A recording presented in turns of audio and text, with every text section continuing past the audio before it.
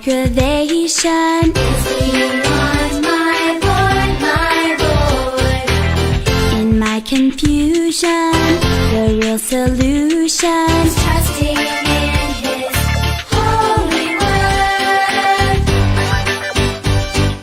When I am afraid, I will trust in You.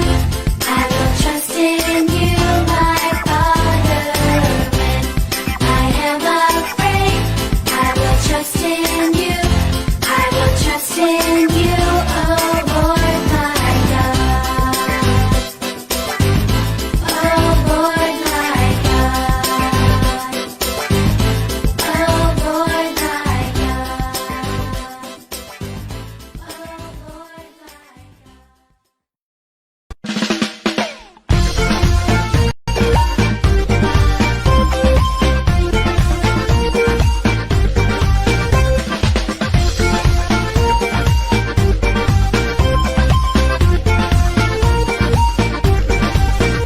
Let's discover, let's explore the Word of God and so much more.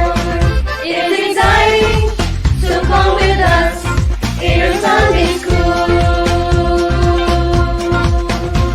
Surrounded by teachers and students and friends, let's invite some more kids to join and attend. Let's go learn, learn, learn. Learn every lesson, go earn, earn, earn. Earn every blessing. Come and watch us live every Sunday. So tune into MPPC, Kids Sunday School. Wow, Teacher Jo! Ka-early good mo today.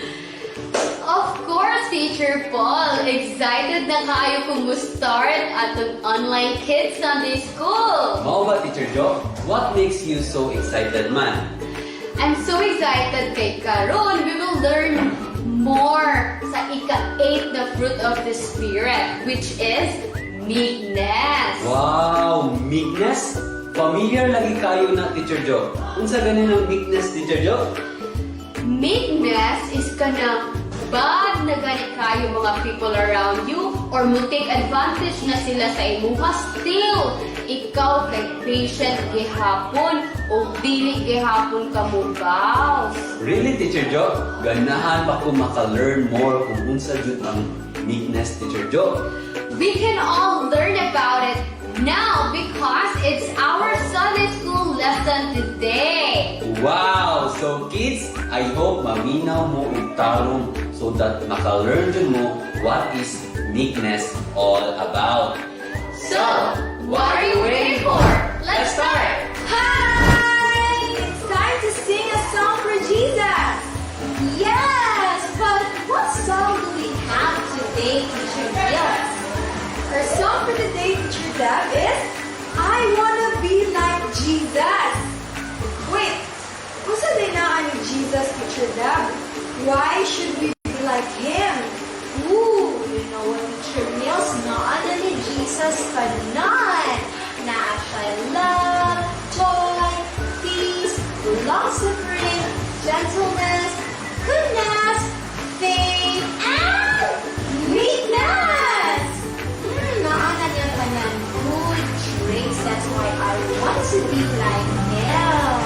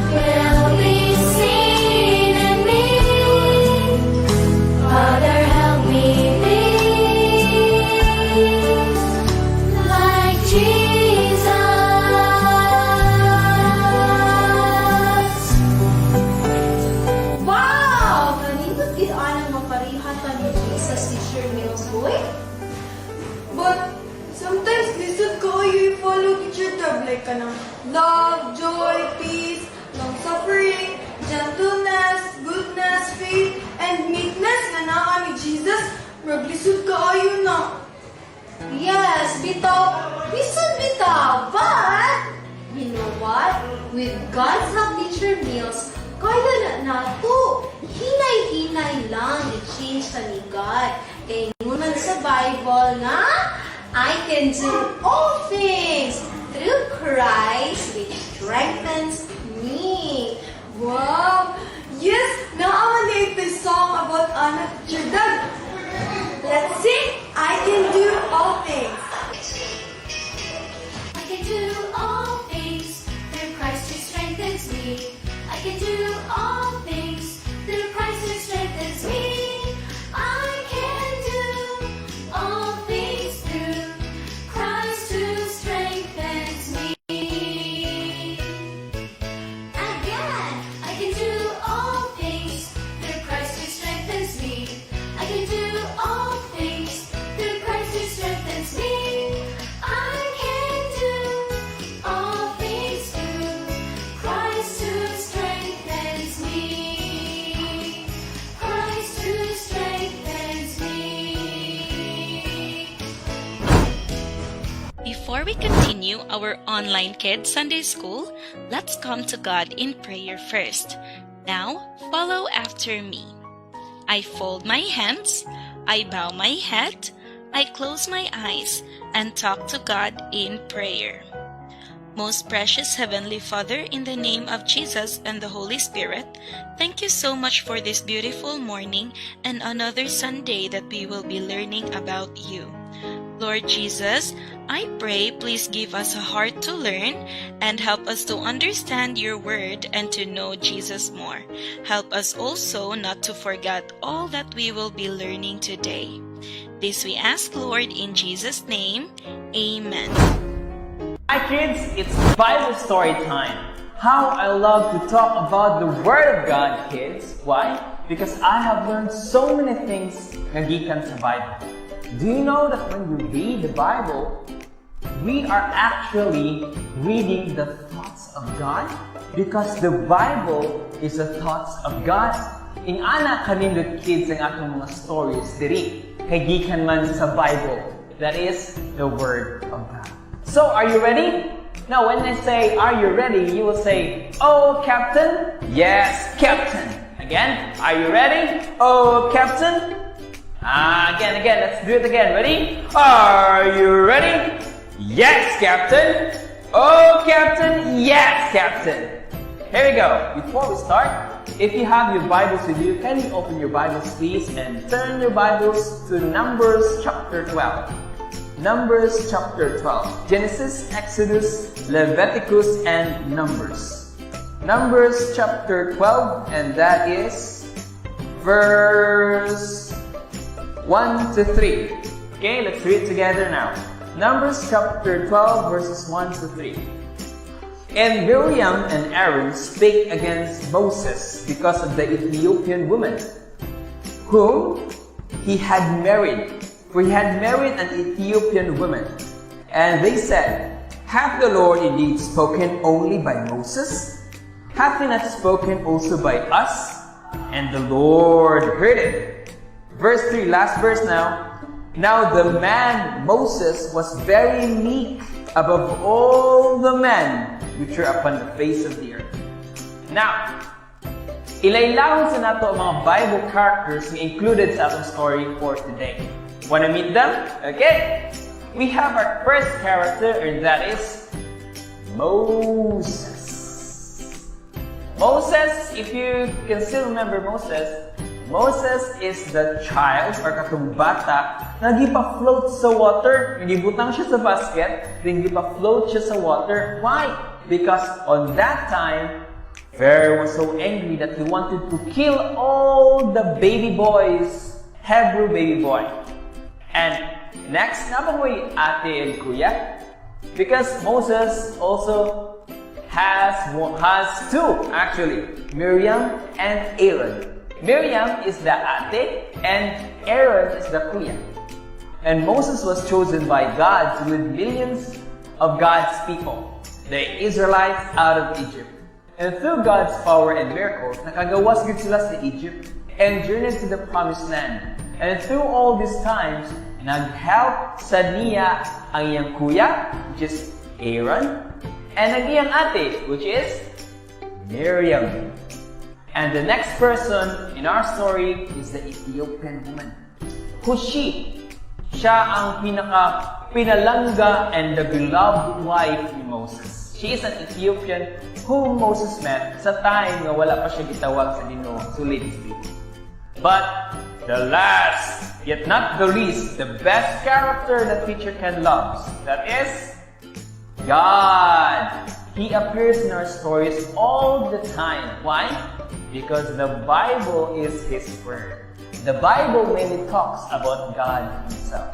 So, mo to sila ang mga characters sa itong Bible story for today. Now, I have a question. Do you know someone who's so buutan? Mabisag awayin siya, di siya mabaws? Sounds familiar, no? It reminds me of Moses. Because our text says Moses is the meek man of all the earth. Siya ang pinaka-meek na tao. Now, Moses and Aaron and Miriam led the people, Hebrew people. O follow sila sa leadership ni Moses. But there was a time na si Aaron and Miriam questioned Moses' leadership. Nga Miriam said, kang Moses and Judy ay speak ang Ginoo, how about us? Ing-ani din ni, si Moses sa di mo palib, si Moses sa di ay, ing-aning anak, they backbited Moses. And not just that, during the Old Testament time, God would speak to the people directly. Kaya wala pa may Bible sa una. So God spoke to man directly. But not just anyone, but someone. God has chosen Moses to lead His people. So only Moses and God talk with each other, and not Aaron and Miriam. But Aaron and Miriam backbited this because they questioned Moses' leadership. Nag-question man sila Miriam and Aaron about Anna. Mas si God, adtura mo speak ni Moses.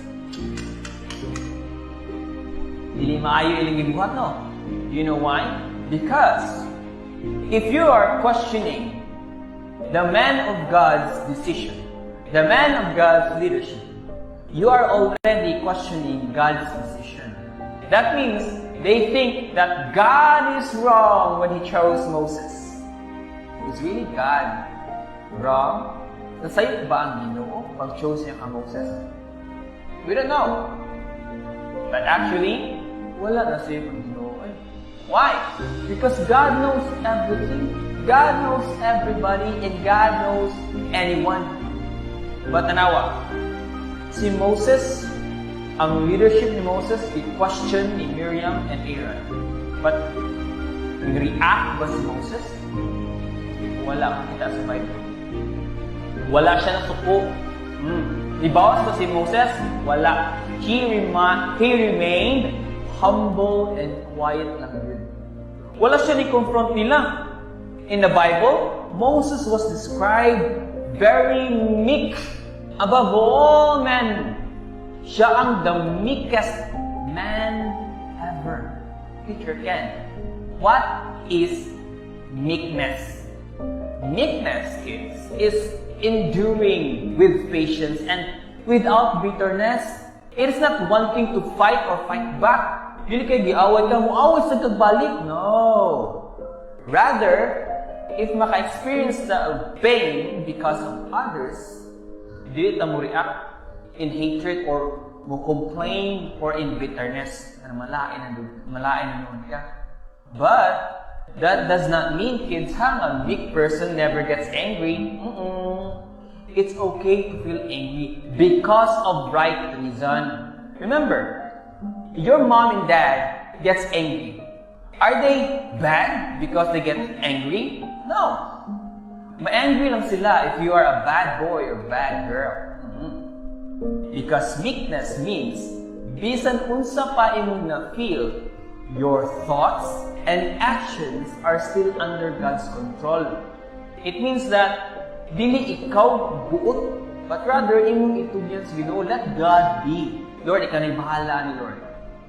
You will not do anything against him or her nga dili makapalipay sa Ginoo, nga against sa gusto sa Ginoo.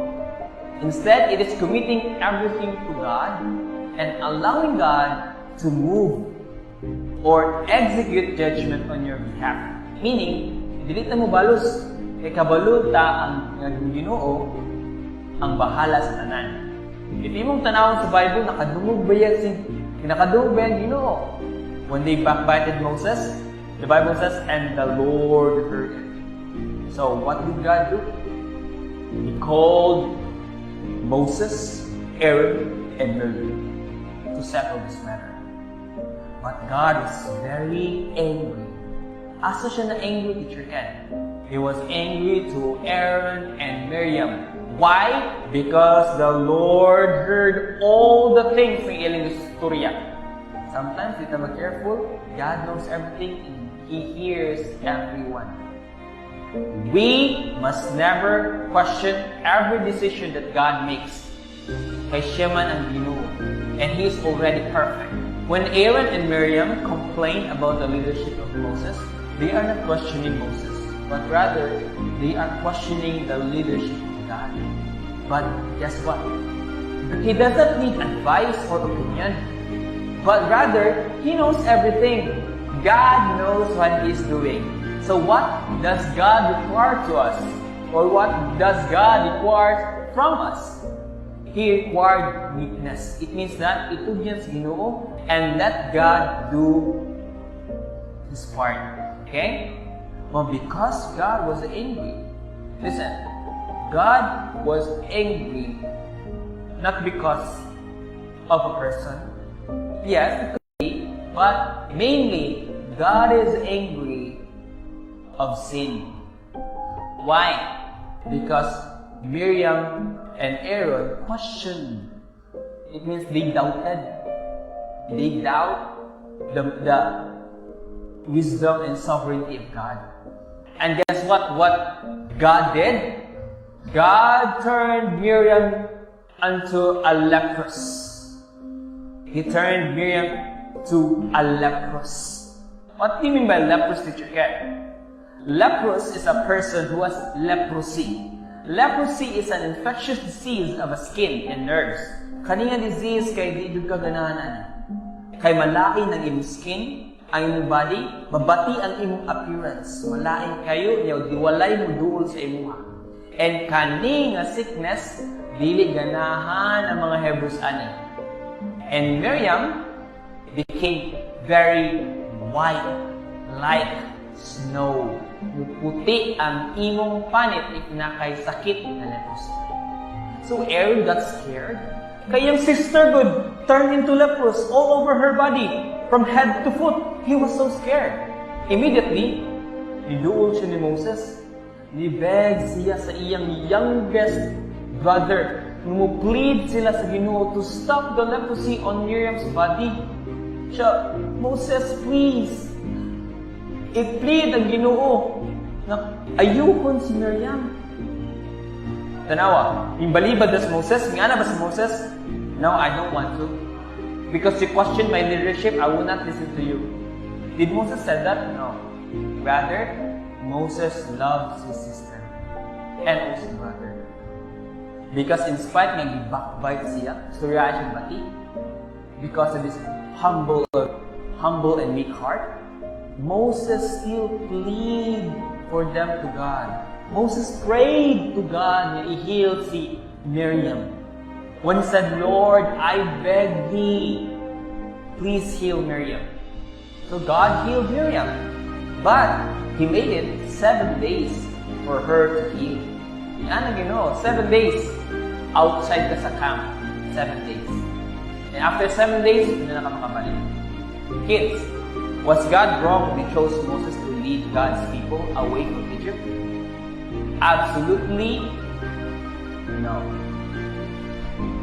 God is always and absolutely right. He chose Moses. Why?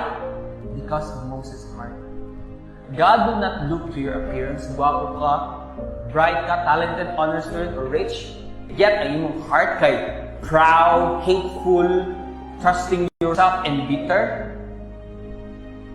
God can use ordinary people who do not trust themselves, but rather they trust God. Kids, God loves to use someone who is meek and humble like Moses.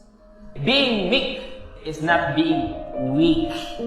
It is understanding it will not do any good to fight back, talk back, hurt back. Being meek is letting God be God and letting God control the situation. And meekness is also letting the Holy Spirit control our hearts and emotions, even our actions, according to what is right. And that is meekness, kids. Now, Jesus Christ is the best example for meekness. He, Jesus Christ, once and for all, was obedient. Was obedient. To where, Teacher Ken? To death. Although mas powerful pa siya sa death, He died for our sins. Being accused na sinner, but He never complained. Gi-accuse siya nga sinner, bisan wa siya sala. Jesus is perfect. He is not sinful. He never sins. But because of His purpose, nga nung niari siya, kay tungod, He wants us to be with Him in heaven someday. Iyang gi-accept kids ang mga accusation sa Pharisees. And also the other people nga sinner siya. And dapat siya ilansang sa cross. Yet, the Bible says in Isaiah, He was oppressed, or Jesus was oppressed, and He was afflicted, yet He opened not His mouth. Wala siya gitubang. Wala siya complain. Wala siya ni murmur. So it happened. Jesus Christ, a sinless man, was crucified. Why? Because of us. He gave Himself to pay the penalty of our sins we could never pay. That's how meek God is. Jesus let God take control. That's how meek Jesus, because His love for us. Now, do you have Jesus Christ in your heart? Because it's very hard to be a meek person, yet wala kang Jesus Christ in your heart. Remember, meekness is a fruit of the Holy Spirit. And the Holy Spirit can only receive the Holy Spirit if we receive the Lord Jesus Christ in our heart. Now, if you truly have faith sa imong heart, na moana ka nga, I will accept Jesus Christ as my only Savior in my heart, then pray with me today. Let's close our eyes, bow down our heads, and pray to God. Let's pray. Let's pray together. Now, make this prayer your prayer. Sunda lang si Teacher Ken. Are you ready? Here we go. Every head bowed, eyes closed. Follow me, okay? Lord, I admit that I am a sinner. And because of my sin, I'm going to hell. But I believe the Lord Jesus Christ, who died and He was buried, and the third day He rose again to pay for my sins. I accept the Lord Jesus Christ in my heart. Please, Lord, change my life. Change me, dear God, and save me from hell. Make me, Lord, a meek person, just like You. In Jesus' name I pray. Amen. Now, Teacher Ken will give few facts or principles about meekness. Okay? First of all, meekness is a control of your character. It means that dili ka dali maglagot, dili ka dali magsapot, but rather you can control your character. Number 2, meekness is not weakness. Okay? It is not weakness, but rather you know that there's nothing good if ubaws ka. Number 3, meekness is a fruit of the Holy Spirit. Meekness does not mean you will not get angry. Rather, your thoughts, actions are controlled by the Holy Spirit. And fourthly, meekness shows Christ-like character. When Jesus was oppressed, wala siyang bounce. So that will be all, and thank you for Hello, kids! It's time to memorize our verse for today. And please try your best to memorize and keep it in your heart. Ready? Psalm 147 verse 6. The Lord lifted up the meek, He casteth the wicked down to the ground. Wow! Blessed di ay kaayo ang mga meek, Teacher Jo, no? Yes, kay malipay man ang Ginoo basta meek ta. In fact, iya pag tang i-lift up. That means iya tang i-bless. Amen! And basta proud and hateful and wicked ka, dili yun siya malipay. Sige, let's practice one more time. Ready? Psalm 147 verse 6. The Lord lifted up the meek, He casteth the wicked down to the ground. Very good! So this time, let us do it again, but let us fill in the blanks. Okay? Ready? Psalm 147 verse 6. The Lord lifted up the, He casted the, down to the, Yay! very good. Forget that, okay? Bye! Hello, kids! Welcome back sa atua Craft Time!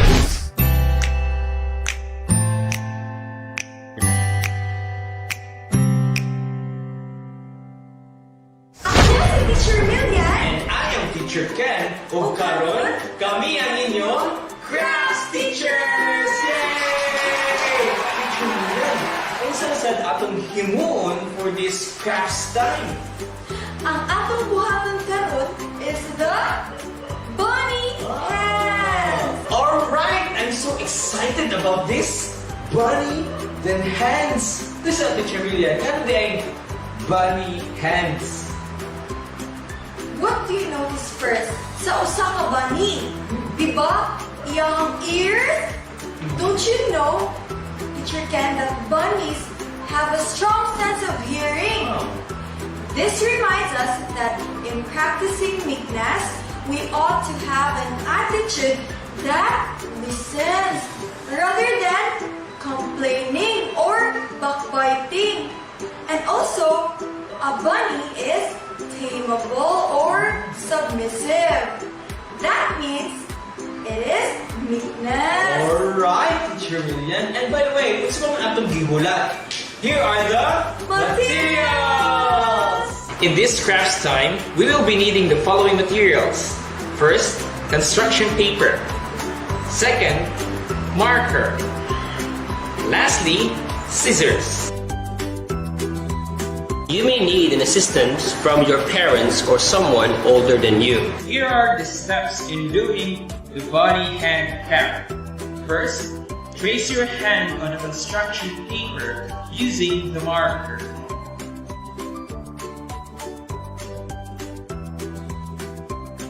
Next, cut the traced hands.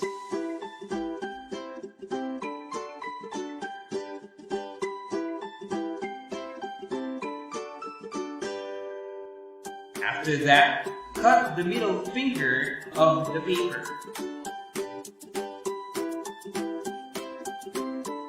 Draw or add details of the bunny.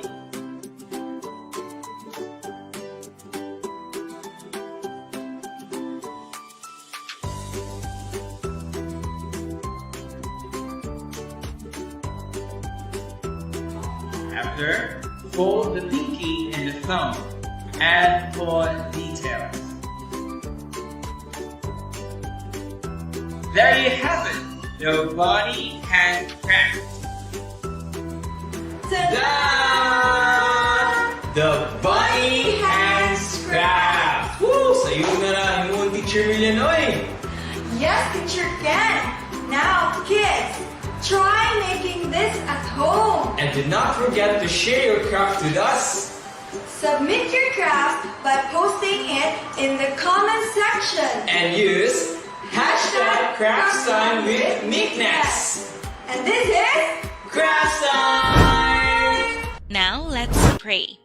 I fold my hands, I bow my head, I close my eyes, and talk to God in prayer. Lord Jesus, thank you so much for this wonderful Sunday school. Lord, thank you, Lord, for the story today and for the lesson that we have learned.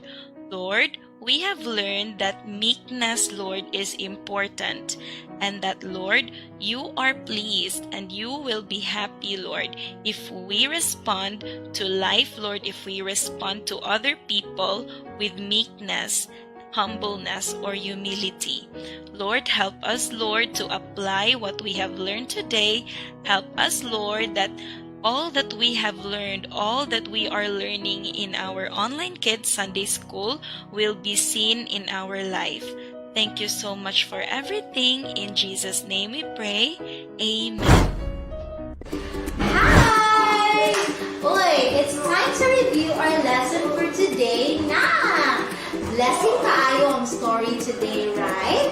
Blessing jud kaayo ang attitude and character na ipakita ni Moses sa ato. And that's why God used him so mightily. So here are some questions that I have prepared for you. If naminaw mo sa atong story today, I'm sure you can answer this. Okay, ready? Number 1. Who was chosen by God to lead His people, the Israelites, out of Egypt? A. Aaron, B. Moses, or C. Miriam? And the answer is Moses. Moses was a chosen one. Number 2. Who talked against Moses and his Ethiopian wife? A. Pharaoh, B. Aaron and Miriam, or letter C. The Israelites? And the answer is B. Aaron and Miriam. And let's go to question number 3. Did Moses use his power to take vengeance against his siblings, na si Aaron and Miriam? Yes or no? And the answer is no. Even if he has all the power to do anything against them and to treat them bad, kay bad man si Aaron and si Miriam niya, but he was just calm and put his heart and emotions under God's control. So number 4. In Moses' response to his siblings' criticisms, what character trait did Moses exhibit or show? A. Bitterness, B. Meekness, or C. Pride? And the answer is letter B. Meekness. Wala gid siya na bitter or proud despite sa criticism sa iyang siblings. He remained meek. That's why he was called the meekest man ever. So, question number 5. Who executed judgment to Aaron and Miriam for their bad behavior? A. Moses, B. Pharaoh, or C. God? And the answer is letter C. It was God. God himself ang nag-take action on the behalf of Moses. Wala na yun lubaw si Moses. Iya lang di-commit ni God. So you see, makabless kay ang life ni Moses. He was even named as the meekest man ever. So before we go, here are some things na I hope you will keep in mind and in your heart before paglantaw. Number 1. Remember that God blesses meekness. Many times in the Bible, nag-ingon dito nga, blessed are the meek. Ingon pag yun sa Proverbs 22:26, nga the meek shall eat and be satisfied, meaning bless you God. And there's more in Psalms. Ingon siya nga the Lord will lift up the meek. And what else? Sa Isaiah, ingon sa ang Ginoo that the meek shall increase their joy in the Lord. And a whole lot more. Wow! That means malipay din ang Ginoo if we practice meekness sa atong life. But what is meekness again? Kids, remember nga meekness is enduring offenses. Mga things ba nga gibuhat sa ubang tao sa ato, i-endure nato with patience and without resentment or bitterness sa atong heart. Next is meekness is putting our emotions and actions under the control of the Holy Spirit. And remember, it's a fruit of the Holy Spirit. Mo react and move ta based sa leading sa Holy Spirit. Dili based sa atong feel na kalabot, hatred, or anything na bad. And lastly, meekness is when we commit everything to God and allowing God to do whatever He pleases. Dili kita ang maningkamot o balos, but let's allow God to take care of the matter. And don't forget also that meekness is not weakness. It's putting our power under the control of God and submitting ourselves to God and the Holy Spirit's control. Yes, lisod yun ni buhaton, I know. But lisod sa siya i-practice. But with God's help, we can do this. We can learn and develop uniqueness in us by